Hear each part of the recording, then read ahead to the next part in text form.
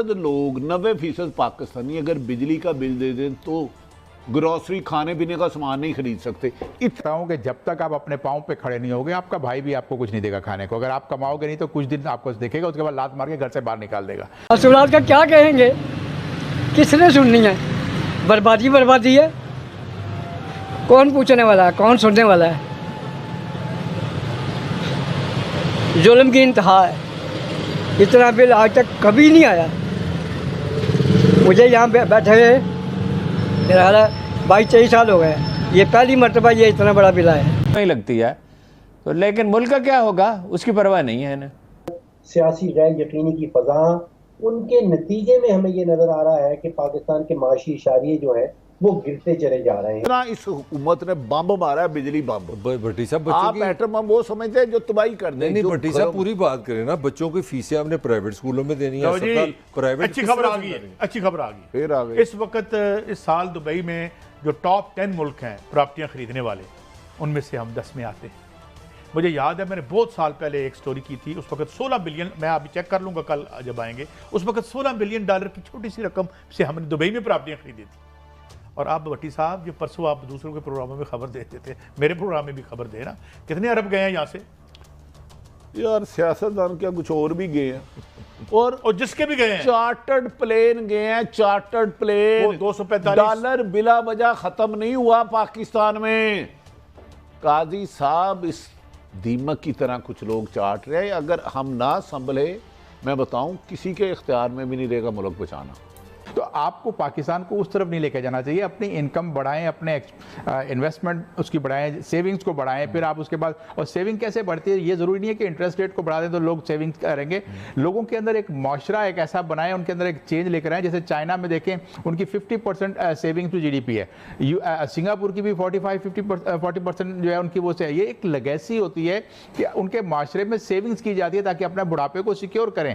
हमारे यहाँ तो मसला ये है कि हमने अपने लोगों को एक खर्चा करने पे लगा दिया। स्पेंडिंग अगर आपकी गवर्नमेंट ने देखें तो स्पेंडिंग कर रही है, कंपनीज है स्पेंडिंग कर रही हैं, और हम और आप जो आम पाकिस्तानी लोग भी खर्चा करे जा रहे हैं। हमने 80s से एक बड़ी चेंज की है, और वो ये है कि हमने लोगों को कहा कि भाई दुबई से VCR ले आओ कंबल के अंदर लपेट के। हमने लोगों को कहा जी इसके बड़े बड़े डिजिटल टेलीविजन घर में रख लो, आप एयरकॉन लगा लो, दो लेकर आओ, एक कस्टम वाले रखेंगे, घर ले आना। ये चीजें आपने जो है कंजम्पशन बेस्ड इकोनॉमी को करके लेके जाओगे तो फिर आपके पास जितनी कमाई होगी, अगर उससे ज्यादा खर्च करोगे तो आप बार बार IMF के पास जाओगे, और अगली दफा IMF आपको फिर कुछ देने से भी इनकार कर देगा।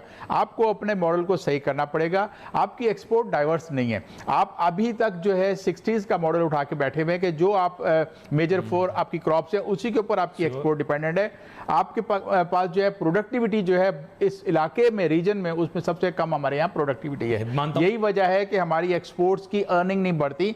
आप कितनी डिवैल्यूएशन कर लेते हो, एक्सपोर्ट नहीं बढ़ती। उसकी वजह यह है कि हमारी एक्सपोर्ट्स के अंदर 40 to 50% जो है वो इंपोर्टेड रॉ मटेरियल और दूसरी चीजें इनपुट उनकी आती हैं। तो वो आप जब हो डिपेंडेंट हो गए तो आपका कभी भी बैलेंस जो है वो सही नहीं होगा, आपको हो गई। अच्छा भट्टी साहब, अगर गाड़ी की कीमत में करोड़ रुपया इजाफा हो जाए तो क्या इन लीडरों में से सब कुछ ज़हन में लाएं, कोई फर्क पड़ेगा? ये मैं कह रहा हूँ, ये गाड़ी की नहीं, पेट्रोल 10,000 रुपए लीटर हो जाए, इन्हें कोई फर्क नहीं पड़ेगा। ये खरबपति हैं, ये रोजाना एक 2 खानदान में जानता हूँ जो रोजाना 50 करोड़ को आग लगाए ना, इधर पे कागज नोट डॉलर लगा के, तो 50 साल पैसा खत्म नहीं होता। काजी साहब आप सोच नहीं सकते इन्होंने कितना पैसा है। अच्छा, ये पाकिस्तान ऐसे निवाला पहलू है। ये देखें, ये सरदारी के दौर में होता, मुझे याद है पीपल्स पार्टी ने ये 3 बड़ी जो जापान की कंपनी, उनको मोनोपोली दी थी कि इस मुल्क में हम आपको गारंटी देते हैं, ना यूज कार आने देंगे, ना नई को कंपनी बनने देंगे। आप जरा सोचें, कैपिटलिज्म में उसका नुकसान बताओ। मैं आपको बात खत्म करता हूँ। आप स्टडी कर लें, किसी को बुला दें, मैं आपको पाकिस्तान का जो लोन है ना, मैं आपको चैलेंज करता हूँ, ये सिर्फ 3 कंपनियां 25-30 साल में आधे से ज्यादा इतना प्रॉफिट यहाँ से ले रही हैं। मैं आपको बताऊं, और अब कह रही है डॉलर महंगा, हम कार्य कुछ इसका मैं नुकसान बताऊं। 25 साल लूटा है इन्होंने पाकिस्तान को। ये जितनी गाड़ियां यहाँ बड़ी गाड़ियां और छोटी करते हैं ना, कोई छोटी भी 7-8 किलोमीटर से ज़्यादा नहीं करती। हाँ, यहाँ जो 5-5 साल 10-10 साल पुरानी गाड़ी इंपोर्ट हम करते हैं वो 15 किलोमीटर करती है, 24 तक जाती हैं, 24 तक जाती हैं। यानी हमारा इंपोर्ट का बिल जो है, लेकिन ये खा पी के मिल के ना, मैं फिर तो गल याद आती है मलक साहब, कोई नहीं यार, असी तो फिर करप्टी होए ना, ये कोई गल नहीं है, ये कोई गल नहीं थी। ये जो सड़क पे ये जो मेरे बच्चे रुड़ गए, ये कोई गल नहीं है, ये इस वारदात की वजह से हुआ है। इस बर्बादी की वजह से हुआ है। जो कोई गल नहीं आपको एंड नहीं मैंने आज करने देना। आज जो बात दोनों आपने किया ना, मेरे दिमाग से नहीं, आपसे थोड़ी देर पहले मैं आ गया।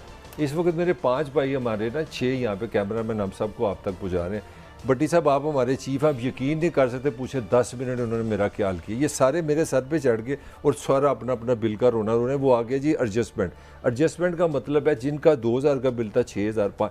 एक बंदा जो है ना नॉर्मली मुझे नजर आया, मैं कसम। एक सवाल बड़ा है बट्टी साहब, मुझे मैं नाम नहीं लेता, मुझे एक मिनट कश मिला, उसने मुझे अपनी आमदनी बताई और अपना बिल बताया, तो मैंने कहता है सर मेरा हुण बिजली चोरी करना बनता है या नहीं। सही है, ठीक है। मुल्क का क्या होगा अरुण साहब? खुशखबरी सुना तो दी मिफ्ता इस्माइल साहब ने, उन्होंने कहा दरामदाद कम होगी, हमने मुल्क को डिफॉल्ट होने से बचा लिया। नहीं, दरामदाद कैसे कम हुई है ये देखना होगा ना, किस कीमत पे कम हुई है। यानी एलसी नहीं खुल रही है और दरामदाद खाम माल की जब वो रोक दी गई है, कोई 400 टेक्सटाइल मिलें बंद हैं, लाखों आदमी बेरोजगार हो गए हैं, मशीनरी आ नहीं सकती, जो अशियाए तय्युश थी तो वो तो पहले से बंद थी और अच्छा किया, वो तो बंद होनी ही चाहिए थी। कहीं से कोई डॉलर आपको नहीं मिल रहा है, क्राइसिस तो डॉलर का है ना जी, कहीं से पैसे नहीं मिल रहे, तो इसमें दरामदाद कम की तो किस कीमत पे की और कितनी खौलनाक तबाही के बाद की। और सारा वक्त ये कहते रहते हैं, कोई इमरान खान ने कर दिया। भाई इमरान खान सारी दुनिया जानती है, उसके आखिरी साल में शरह तरक्की जो थी वो 6% थी जी, बिल्कुल। और यही होता है। और डॉलर आपको मिल सकते थे अगर इस्तेहकाम होता। ओवरसीज पाकिस्तानी से कहते हैं हम नहीं भेजते पैसे ज़्यादा, यानी मामूल के जो पैसे वो भेज रहे हैं तो किस कीमत पे ये किया, ये देखना होता है ना। इमरान खान साहब की तजवीज़ को आप किस तरह से देखते हैं कि डॉलर को बाहर जाने से रोकने के लिए मुल्क में फौरी तौर पे इमरजेंसी लगानी चाहिए अरुण साहब? बिल्कुल लगानी चाहिए। ये इमरान खान साहब ने अब कहा, हम तो कब से कह रहे हैं, कीमत भी अगर माहिरीन अगर इत्तफाक करें तो मुकर्रर की जाए डॉलर की। और डॉलर कौन ख़रीद रहा है? शाहीन साहबाई साहब कहते हैं 245 सूट केसों में, और शाहीन साहबाई की खबर एक आम अखबार में, इसकी खबर नहीं है। 245 सूट केसों में पैसे गए हैं दुबई, कराची से दुबई जी। ये इंडियन जहाज 4-5 कैसे ख़राब हो गए? एक हो सकता था ज़्यादा, बहुत ये भी हैरत अंगेज़ होता अगर 2 हो जाते, 5 कैसे ख़राब हो गए? और उनमें सामान क्यों लादा जाता है? अगर इसकी किसी ने तरदीद नहीं की, रेलेवेंट अथॉरिटी ने, कि कोई सामान उसमें नहीं चढ़ाया गया है। तो पैसे जो दूसरे का, जिन लोगों के पास पैसे पड़े हुए, $5 बिलियन है, $5 बिलियन बाद ग्रुपों के पास मिला जुला के, कुछ तो मुस्तकिल जाते ही रहते हैं। तो आपने कोई मैकेनिज्म नहीं बनाया। इतनी खौफनाक सूरत हाल में आपने कोई कार्रवाई नहीं की, किसी के खिलाफ कोई रोकने की कोशिश नहीं की। पैसे तो मुल्क से बाहर जा रहे हैं, तो इमरजेंसी लगानी चाहिए और जो ज़रूरी इक़दाम हैं लाजमी, जहाँ सख्ती की ज़रूरत है वहाँ सख्ती की जाए, जहाँ इंसेंटिव देने की ज़रूरत है वहाँ इंसेंटिव दिया जाए, जहाँ समझाने की ज़रूरत है समझाया जाए। और वज़ीर आज़म साहब के पास तो फुर्सत ही नहीं है, जिसकी वजह से परेशानी के अलावा है ही कुछ नहीं। इनको अपनी सीटों की पड़ी हुई है, आवाम मरती है, मरे पड़ी, उनको क्या लगे। तो 7,100 रुपया इस महीने का इनका बिल है 11 यूनिटों पे, 6,000 जिस पे लगा है इनको फिक्स टैक्स।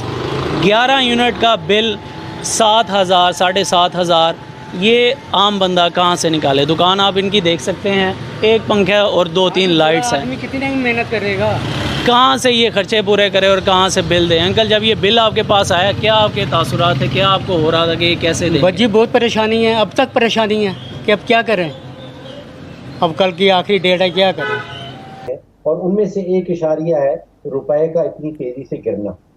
अब आप सोचिए कि पिछले लगभग 100 दिनों में 30%, मेरा ख्याल है कि 55 रुपए गिर गया है डॉलर के सामने हमारा रुपया, सिर्फ पिछले 100 दिनों में।